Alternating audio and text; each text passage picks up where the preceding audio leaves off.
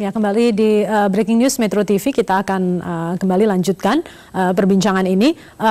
Pak Zainul, untuk upaya pencarian besok, Anda katakan tadi akan dimulai pagi-pagi, pukul 6 pagi, masih di lokasi yang sama yang akan di... Masih di lokasi yang sama, iya. Lalu untuk kepastian bantuan dari negara-negara lain baru bisa didapatkan Kepastian besok. Malam ini sudah dapat kita bantu informasi tentang pembantuan dari negara tersebut, dan akan kalaupun sudah sampai mereka akan kita gerakkan langsung.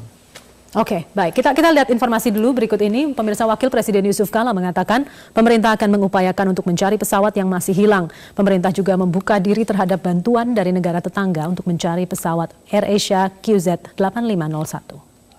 Pemerintah memerintahkan ke Basarnas, Angkatan Laut, Angkatan Udara, dan pemerintah sana, juga Angkatan Darat sana, untuk dengan penuh mengerahkan semua kemampuan dan peralatan untuk mencari, menemukan pesawat ini, baik di darat, di laut tentunya, juga kemungkinan apabila itu terjadi di darat juga dicari, sehingga semua upaya ini Angkatan Laut telah mengerahkan semua kapal yang ada di sini, yang ada di sekitar Batam dan sebagainya. Angkatan Udara telah mengerahkan Hercules dan juga pesawat yang ada.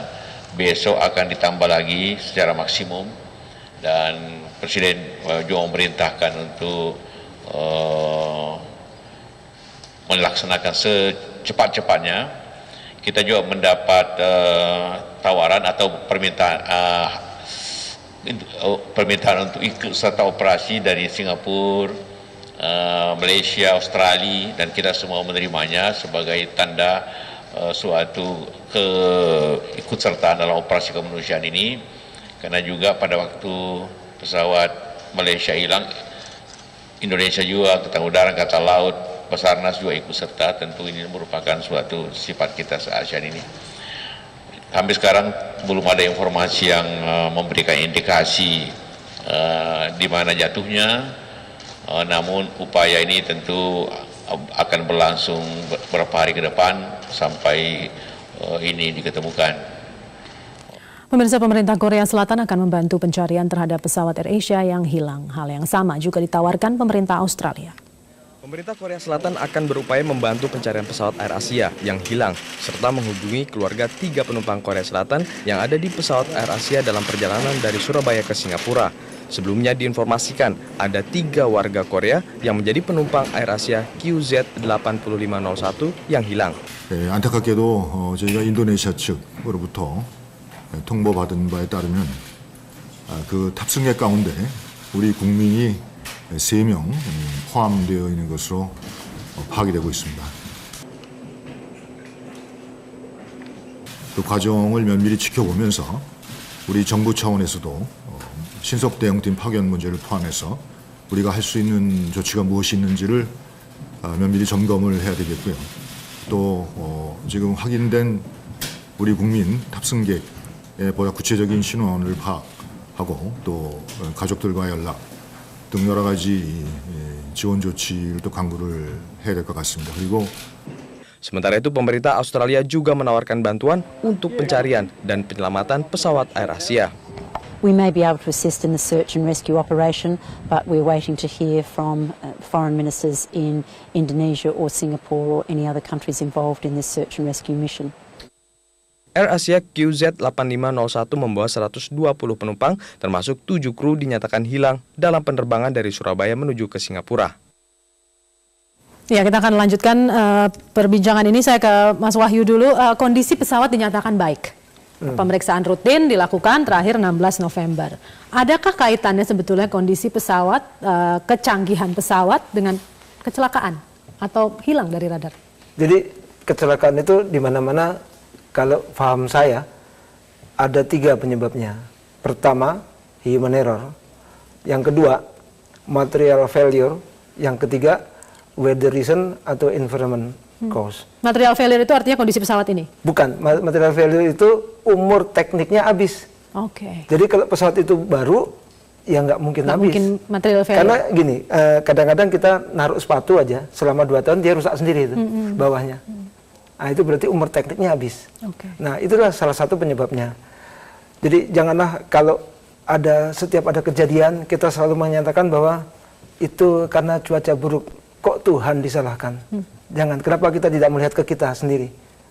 Sudah benar kita. Apakah iya sudah dikerjakan? Apa yang menjadi seharusnya dikerjakan? Nah, kalau dari data paling akhir saya dapat informasi, seminggu kemarin itu pesawat sangat canggih. Dia bisa dikatakan airworthy. Jadi pesawat tidak ada masalah dengan keteknikan. Nah, kalau terjadi kecelakaan, memang kecelakaan yang disebabkan oleh human error tadi, itu memang bisa saja terjadi siapa saja, kapan saja. Karena orang kalau terlalu percaya diri juga mengakibatkan kecelakaan. Orang kalau ragu-ragu juga mengakibatkan kecelakaan. Terus orang terlalu hati-hati juga mengakibatkan kecelakaan. Jadi harus yang biasa-biasa aja, bagaimana sesuai SOP-nya. Baik, Pak Nono, ini sudah 12 jam sejak kontak terakhir, apa yang bisa kita simpulkan sementara ini? Kita berharap operasi SAR ini bisa menemukan pesawat itu walaupun persentasenya kecil dalam keadaan utuh di satu lokasi yang blank spot. Kita berharap itu harapan kita harapan ya, kita. Mendarat di suatu tempat. Atau di darat apalagi yang kita harapkan. Kalaupun di laut dalam keadaan utuh kira-kira begitu, dan kita pun berharap agar ada kepastian. Ya, karena operasi ini sudah dirancang untuk 7 hari pertama dan kemudian secara bertahap bisa diperpanjang kalau tergantung situasi. Nah, adapun kalau ada keterbatasan yang dimiliki oleh pihak Indonesia, saya kira kita harus dengan terbuka menerima bantuan dari negara lain, dan itu hal yang biasa. Dalam keadaan darurat seperti ini harus ada kerjasama antara negara-negara, satu sama lain saling membantu, saya kira, dan